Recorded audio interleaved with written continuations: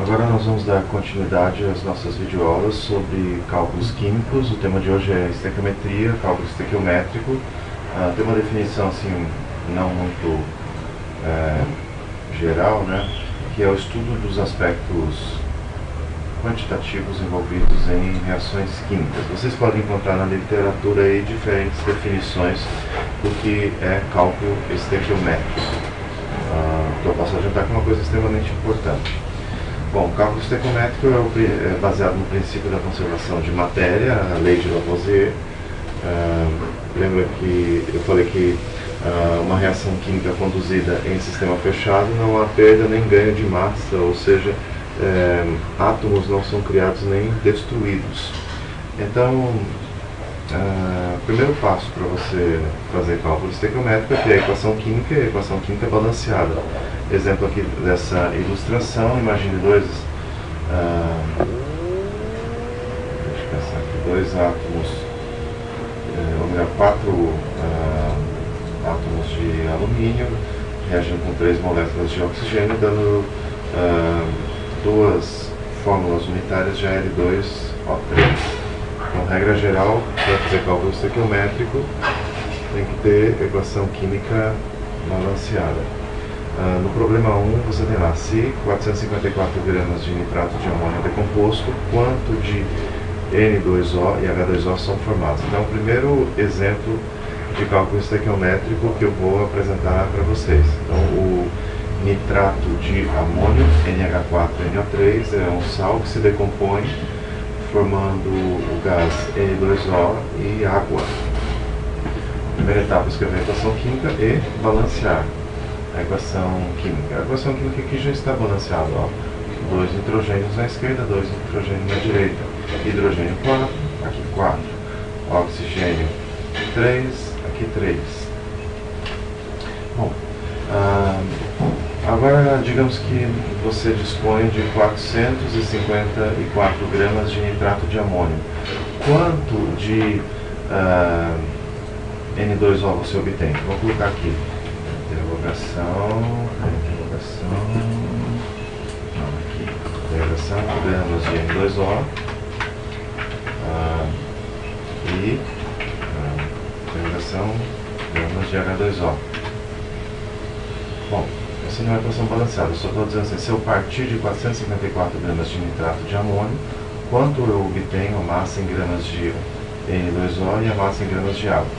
Bom, a segunda etapa é nós devemos converter a massa do nosso reagente em mols.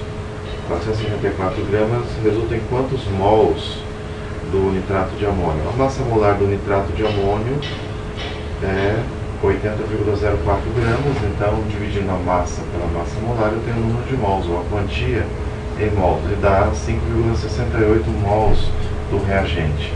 Bom, eu devo converter essa quantia em mols do reagente em mols do produto, porque afinal eu quero determinar a massa dos produtos.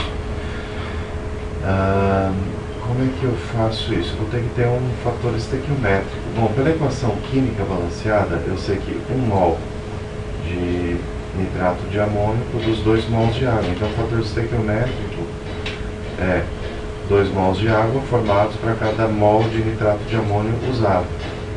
Então, se eu usar esse fator estequiométrico, eu vou calcular automaticamente o número de mols de moléculas de água formadas. Veja só, 2 mols de água para cada mol de nitrato de amônio. Como eu tenho 5,68 mols de nitrato de amônio, multiplicando isso aqui pelo fator estequiométrico, resulta em 11,4 gramas, 11,4 mols de água produzida. E agora, para eu saber a massa de água, eu converto o número de mols de água em gramas, multiplicando pela massa molar da água que está aqui, vou dar essa massa de gramas. Bom, o esquema geral para cálculo estequiométrico é esse. Você recebe a massa do reagente, converte em mols de reagentes, aí você vai ter um fator estequiométrico para calcular o número de mols do produto e depois converter o número de mols em massa do produto. Quantos gramas de N2O é formado? Bom, eu já sei que eu tenho 204 gramas de água formada, então pela diferença eu consigo saber que eu tenho 250 gramas de N2O formado. A soma das massas dos produtos tem que ser igual à massa dos reagentes. Bom, cálculo do rendimento. Se ao invés de 250 gramas de N2O obtivermos apenas 131 gramas do composto, qual é o rendimento da reação? Bom, em teoria, se você partir de 454 gramas de nitrato de amônio, você vai obter 250 gramas desse óxido de nitrogênio. Na prática, a massa do produto é menor, por diversos motivos, como por exemplo o fato da reação não se completar, as dificuldades experimentais em coletar o produto, formação de subprodutos, etc. Bom, aí eu vou definir aqui o rendimento percentual, que é a massa obtida, dividido pela massa teórica. Então, dividindo a massa obtida pela massa teórica, eu obtenho um rendimento de 52,4%. Para quem não entendeu, eu vou fazer isso agora trabalhando com as mãos. Eu vou dar um pause aqui e vou ligar minha webcam e pegar o nosso caderninho para fazer o cálculo manualmente. Para quem achou que essa videoaula foi muito rápida, então vamos agora fazer como eu faria no quadro com vocês. Deixa eu voltar aqui para a nossa pergunta, dar um pause e já...